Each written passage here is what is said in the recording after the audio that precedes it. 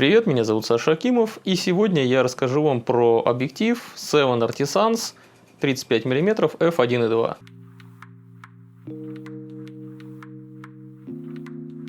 Был у вас такой запрос, чтобы я хотя бы изредка обозревал мануальные стекла недорогие под разные системы, и я вас услышал. Вот как раз ко мне недавно в лапы попал вот этот объектив Seven Artisans 35 мм f1.2, и я спешу с вами поделиться своими впечатлениями о нем. Ну, для начала давайте разберемся, что это за 7 партизан, тут, про которые я сейчас буду рассказывать, потому что есть еще одна китайская фирма с похожим названием, это TT Artisan, то есть в единичном числе, а не во множественном. И в начале не семерка, а две буквы Т. Я не знаю, как будто смайлик плачущий, что-то типа того. Seven Artisans — это достаточно молодая фирма, которая появилась в 2016 году. И в самом начале, на старте, это действительно было буквально 7 человек, 7 ребят, которые решили делать мануальную оптику вдруг чуть ли не там в гараже у себя. Ну, конечно, никаких особенных инноваций от них ждать не стоит, это вам не лаово. Они идут достаточно простой дорожкой, берут какие-нибудь старинные, уже зарекомендовавшиеся там стогодовые оптические схемы и адаптируют их под современные байонеты. Проще говоря, берут они какой-нибудь вот прям уже классический там сонар или планар, ничего в нем не меняют, никаких нововведений не вносят, никаких не добавляют исправляющих линз, никаких сложностей там не делают. Такая же простая абсолютно схема остается, как и была, с небольшим количеством элементов, без каких-либо там асферических, без каких-то там низкодисперсных. Просто без каких-то усложнений берут и делают вот прям тупо классический объектив. То есть реально берут какой-нибудь там примерно 100-летний Занар и приделывают к нему сзади байонетное крепление под фуджик, как в нашем случае. Ну, такого вот прямолинейного подхода есть и плюсы, и минусы. Соответственно, к условным плюсам можно отнести ну, такой ретро-лук картинок с камеры получаемых, потому что, ну, действительно, там, если оптическая схема древняя, то у тебя и картинка так будет немножко по-древнему выглядеть. Если особенно там фильтров каких-нибудь накинуть, то, может быть, кому-то там без использования фильтров понравится заниматься такой ерундой. Также очевидный плюс есть в том, что такие объективы делать, видимо, не так сложно и не так дорого, как нормальные современные, поэтому они и стоят сущие копейки, поэтому ты не разоришься, если себе купишь хоть целую пачку таких объективов, хотя лучше купить, наверное, все-таки, на мой взгляд, нормальное стекло. Ну да ладно. Об этом чуть позже. Ну а самый серьезный, заметный минус, который есть у них, вполне очевидный, это из-за того, что вот эти классические схемы явно разрабатывались под малоформатную пленку 100-500 тысяч миллионов лет назад. Они не соответствуют современным требованиям, особенно на открытой диафрагме. Это заметно. То, что тебе прощалось там на какой-нибудь древней лейке на ЧБ пленочку, тебе сейчас будет максимально непростительно и будет максимально некрасиво на современном сенсоре многомегапиксельном. Ну и говоря еще проще, картинка на открытой диафрагме у таких объективов выглядит просто дерьмово. Но при озвученных мной нюансах все равно почему-то такая оптика, вот эти множество различных недорогих альтернативных мануальных стекол, в том числе, да, включая 7 партизан этих, возымели популярность, и они пользуются постоянным каким-то спросом у людей, их прям активно достаточно покупают. У многих моих знакомых даже есть подобные стекла.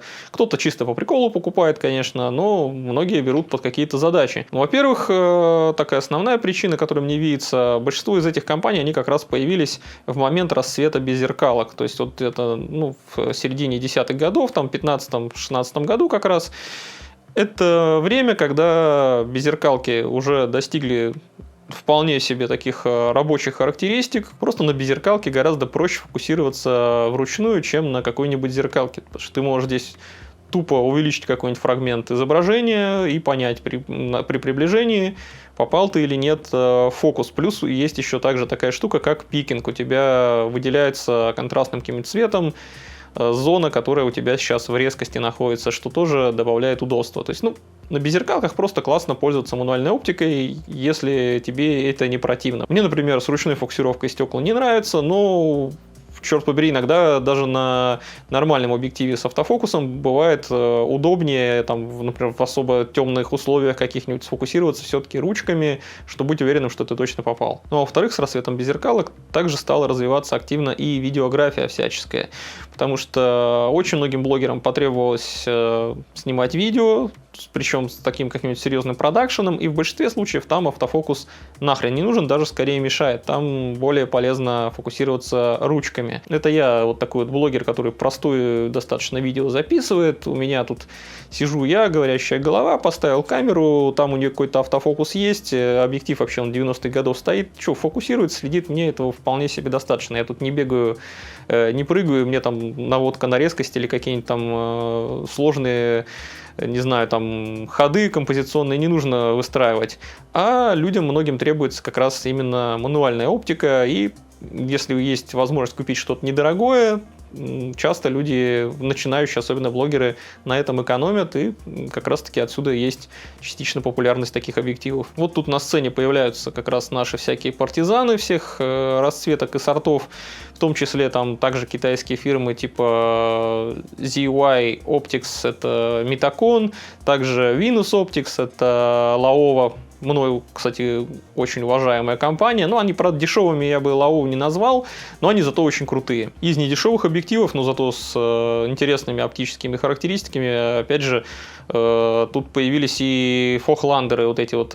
Ну и говоря про популярность подобных объективов, не стоит игнорировать и фактор модников. Ну, потому что внешне большинство объективов 7 партизан, они выглядят, ну, буквально как калька каких-то старинных объективов, таких достаточно маленьких, компактненьких от Leica или от Zeiss. И даже самым первым объективом, который выпустила компания, был 50 мм f1.1 на вообще только один байонет Leica M. Ну и в моем случае как раз досталось мне вот это стеклышко вместе с камерой Fujifilm X Pro 1, вполне себе активно косящей своими внешними данными под дальномерки.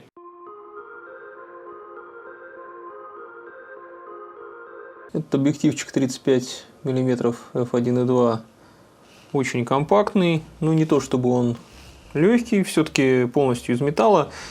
Оптическая схема здесь очень простая, всего лишь 6 элементов в 5 группах. Фильтр на 46 мм. Кольцо для фокусировки довольно плавное, двигается мягко, без каких-то серьезных там рывков. И можно действительно очень детализированно, плавненько фокусироваться. При фокусировке, причем здесь, как видите, выдвигается тубус объектива, но передний элемент не крутится, что удобно, можно применять как раз разные светофильтры. И минимальная дистанция фокусировки 28 сантиметров. Предыдущий владелец этого объектива, кстати говоря, его немножко кастомизировал, слегка вот добавил здесь такой элемент, как наподобие упоров для пальца на объективах Leica. Ну, это просто какая-то резинка, тупо с алика наклеенная. Ну, держится, кстати, хорошо. Иногда даже удобно, особенно если ты в перчатках, как я сейчас зимой снимал. Так что неплохо. А вот кольцо диафрагмы такое, честно говоря, себе. Оно никаких щелчков не имеет. Двигается тоже, в принципе, плавно, но как-то слишком уж легко, без какого-то уж совсем сопротивления. Очень легко сбить это кольцо, на самом деле. Особенно, опять же, если в перчатках используешь объектив. То есть ты берешься, и у тебя, оп, там сместилось хрен пойми куда. Поэтому надо всегда это немножко контролировать.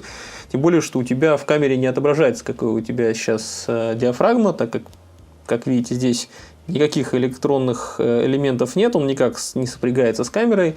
То есть надо просто визуально смотреть, что у тебя тут на шкалах отображается. Ну, собственно, диафрагма здесь от f1.2 до f22 может открываться и закрываться. У других 35-ок от 7 партизан щелчки есть, но там зато сразу у тебя идет целыми стопами переход. То есть ты прям вот там 8, 5,6, 4, 2,8, 2. То есть вот прям без каких-то промежуточных положений. Тут, к счастью, есть промежуточные положения. То есть ты можешь где-то между ними зафиксироваться. То есть третий тут вполне себе присутствует. Для видеографов, конечно же, вот это отсутствие щелчков, оно, конечно, позитивно, наверное.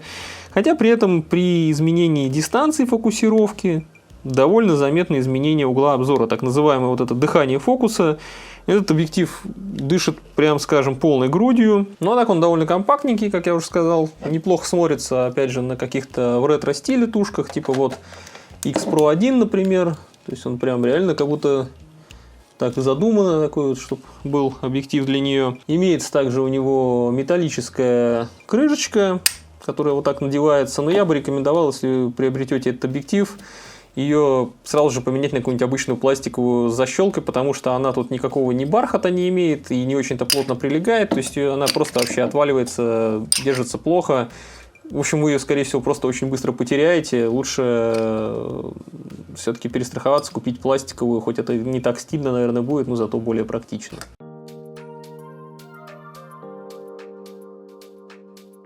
Забыл еще упомянуть, когда описывал этот объектив, что это вторая версия объектива 2020 года.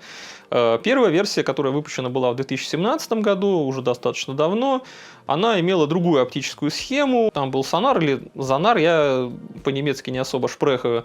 А здесь у нас в данном случае планар. И вроде как производителем заявляется улучшение оптических характеристик, уменьшение хроматических аберраций. Сделали они якобы более красивое размытие, ну, в зоне нерезкости картинки. Не знаю, первую версию я не крутил в руках, не пробовал, не тестировал, поэтому судить не могу, насколько тут что-то улучшилось. Но тот объектив, про который мы сегодня будем говорить, планар, и мы все прекрасно знаем, ну, я, по крайней мере, да, не знаю, наверное, и вы уже, если смотрите меня, разбираетесь немножко в вопросе. Все эти классические планары, светосильные, без каких-то улучшающих линз, они довольно посредственное качество изображения имеют как раз-таки на открытой диафрагме, ну а на прикрытой более-менее сносное. Но начнем с того, что максимальная диафрагма f1.2 это абсолютно нерабочая вещь. На максимально открытой дырке, конечно же, картинка абсолютно мыльная, чудовищно неконтрастная и выглядит прям паршиво. Если ты фокусируешься с этим объективом и используешь пикинг, тебе даже пикинг с трудом будет помогать понять, попал ты в грипп или нет, потому что ну, настолько мыльное изображение, что даже пикинг не особо понимает, сейчас в резкости объект или нет, то есть настолько вот прям мыло чудовищное. Да и вся картинка покрыта таким жирным слоем хроматических аберраций, любые объекты хоть сколько-нибудь контрастные, включая, кстати говоря, даже саму бокешку, даже размытие, у тебя все будет покрыто всех цветов хроматикой всяческой разной, то есть там у тебя все или циановая кайма, или фиолетовая кайма, ну то есть прям все в хроматических аберрациях выглядит прям паршивейше. И только прикрывшись хотя бы до f2, уже становится возможным как-то попадать. Картинка все еще мыльная достаточно, но не настолько уже чудовищная, как была до вот этого положения f2. На f2.8 уже резкость становится приемлемой, тут уже можно и попадать, и картинка выглядит не так устрашающе, опять же. То есть, в принципе, f2.8, наверное, это то положение, с которого начинается хоть какое-то рабочее состояние у этого объектива. Единственная проблема, что если ты прикрываешься, то у тебя и бокешка становится не такой выразительной и немножечко такая рваненькая слегка. Но это не так критично. Критичнее гораздо то, что диафрагма не очень-то хорошо скруглена, если она вообще хоть какое-то скругление имеет, потому что на f2.8 уже образуются в источниках света точных каких-то прям конкретные такие жесткие гайки с выраженными углами. Но если снимать что-то вблизи, без каких-то точечных источников вдалеке света, то да, размытие выглядит нормально. То есть это какой-то вот для такого около макро какой-то цветочек снять выглядит неплохо, то есть нормально. Но на f2.8 резкость неплохая достаточно только в центре. Если прикрываться дальше, то на f4 резкость уже по всему полю кадра несколько выравнивается. И наиболее качественная картинка вот именно в плане равномерности резкости по всему полю изображения у нас достигается на f5.6. f5.6 это прям вообще отлично, резкость прям отличнейшая, прекрасная, картинка просто звенит деталями. Вот f5.6 для этого объектива это самое оптимальное значение.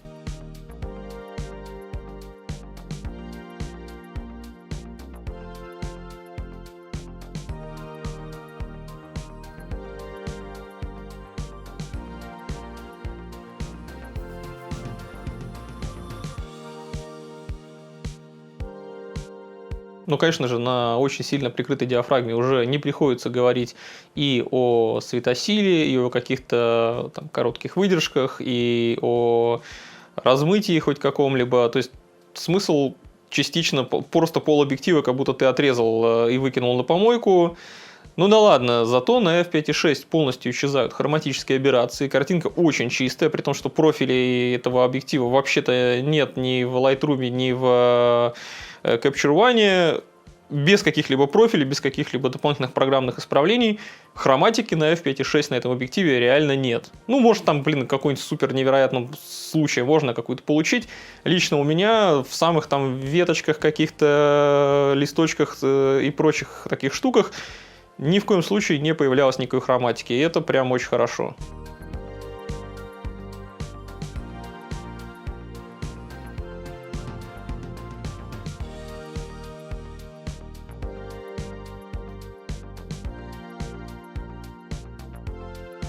Ну и как вы поняли, наверное, портреты на этот объектив, ну если ты не снимаешь, конечно, конкретно там в ЧБ, смысла снимать особого нет, потому что и бокешка не очень-то красивая, и очень много дефектов каких-то, и изображение слишком уж мыльное. Я вообще приветствую небольшую мыльноватость изображения на максимально открытой диафрагме. Это реально круто для съемки портретов, но тут она не просто слегка мыльноватая, это просто вообще пиздец какое-то мыло беспросветное. Это ужасно. Ну и выходит, что этот объектив остается таким более-менее как-то применимым, с хорошим, действительно сносным таким качеством изображения, только на прикрытой дырке, и использовать его можно для каких-то только, ну, там, стрит, каких-то повседневных задач. Я вот вообще-то не фанат 50 миллиметров, даже тут в эквиваленте, по-моему, даже больше немножко.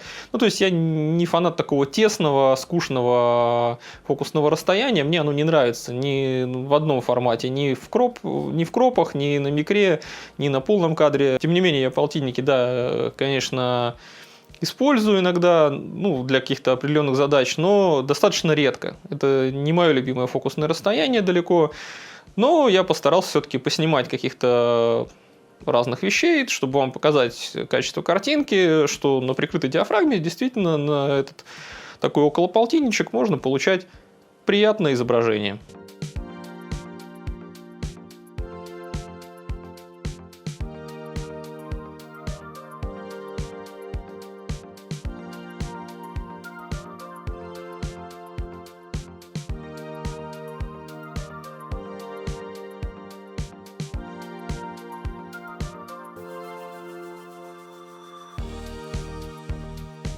Ну и пока я все эти вещицы снимал, я заметил еще одну такую серьезную беду у объектива.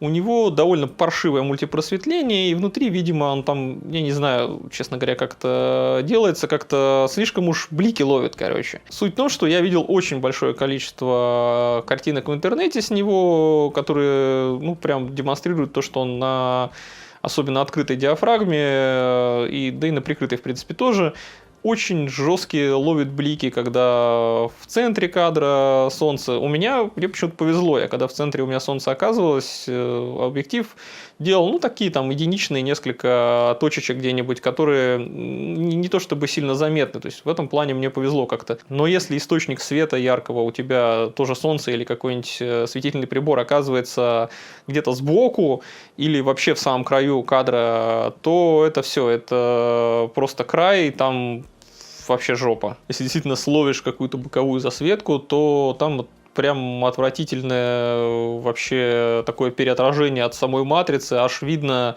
вот только она загорается фиолетовым таким светом, и становится видна пиксельная решетка ее. Ну и сейчас мне могли бы возразить какие-нибудь люди, которые достаточно лояльны к подобным объективам, что, ну, типа, какого черта я ругаю дешевый за 150 баксов объектив, который собрали китайцы где-то там в подвале, чего от него можно было бы ждать.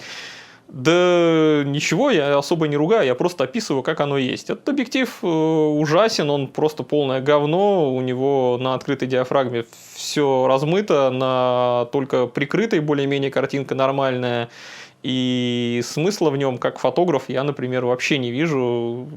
зачем он мне мог бы понадобиться. Вообще он есть под разные самые байонеты, и под Fujifilm X, как в данном случае, да, который мы рассматриваем, и под Micro 4 III, и под Sony E, даже, по-моему, под Nikon Z и Canon RF есть.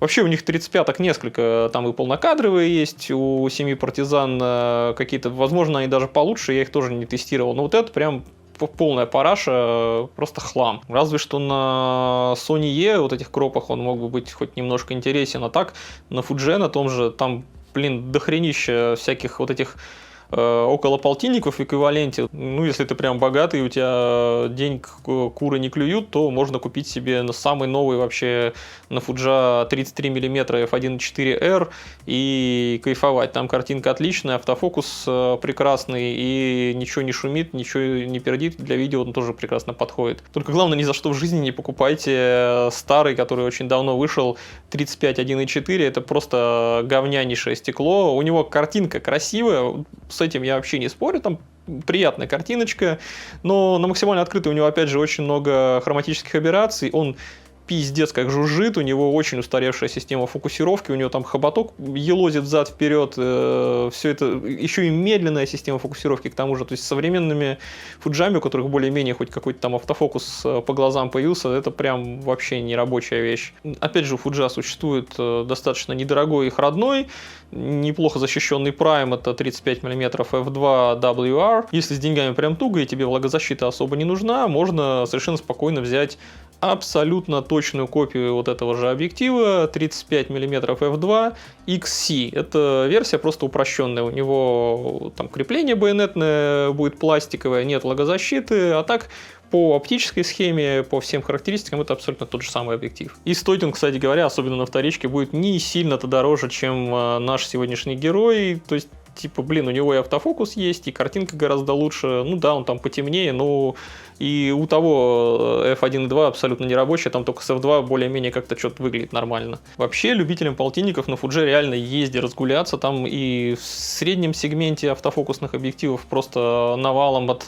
сторонних производителей различных альтернатив. Это, там же просто целая куча объективов, там Такина выпустила 33 мм 1.4, Viltrox выпустил 33 1.4, у Sigma есть вообще прекрасное стекло 30 мм f1.4. Я лично не вижу ни одной причины, по которой можно было бы купить себе какой-нибудь объектив 7 Partizan или от TT Partizan, потому что, ну, блин, они, да, может быть, кому-то может быть интересна древняя оптическая схема, какой-то ретро-лук их, может быть, кому-то нравится то, как они выглядят более-менее симпатично с X-Pro серией, по крайней мере, да, у Fuji. Для видео, да, может быть, для видеографа какого-нибудь, возможно, показались бы они более удобными и приемлемыми.